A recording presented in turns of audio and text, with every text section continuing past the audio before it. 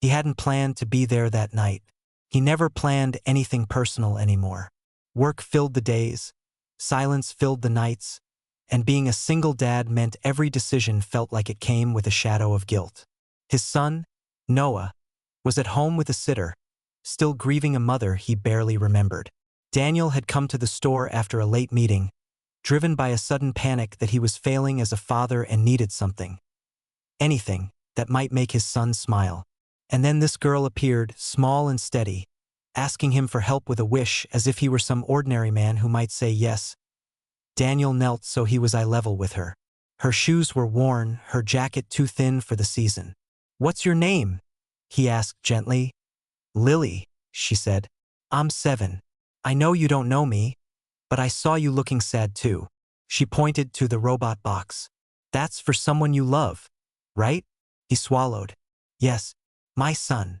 She nodded like that settled something important. "My wish is for my mom to stop being so tired all the time," Lily said. "She works a lot and still says no to toys. She says wishes don't work, so I thought maybe people do." The aisle felt suddenly smaller.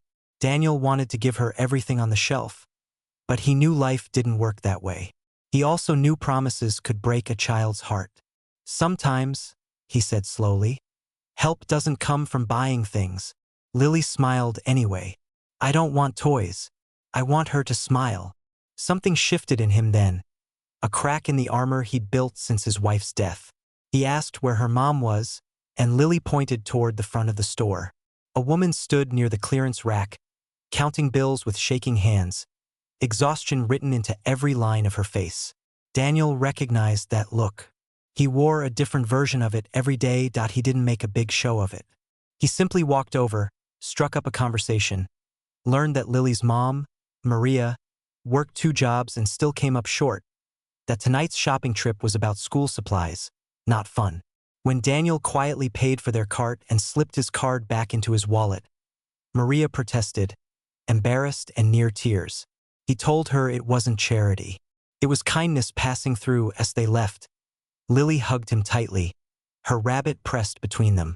"Thank you for helping my wish," she said.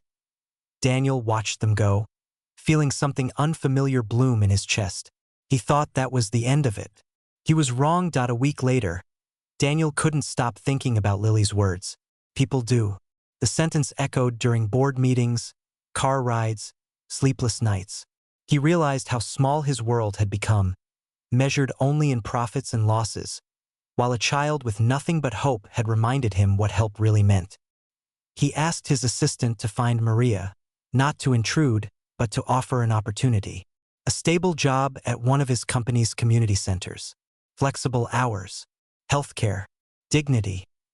When Maria came to his office, she was nervous, guarded, expecting fine print. Daniel spoke plainly. "You don't owe me anything," he said. "This isn't a favor. It's a chance." She accepted, eyes wet but proud. Lily visited once, holding her rabbit, staring wide-eyed at the city view from the window. She waved at Daniel like an old friend. Noah, visiting his dad that day, stood quietly beside her. 2 children, different lives, same losses in their own ways. Weeks passed, then months. Daniel saw Maria grow confident in her role. He saw Lily laugh more, her shoulders lighter. And at home, Noah changed too. The house felt warmer, less like a museum of grief.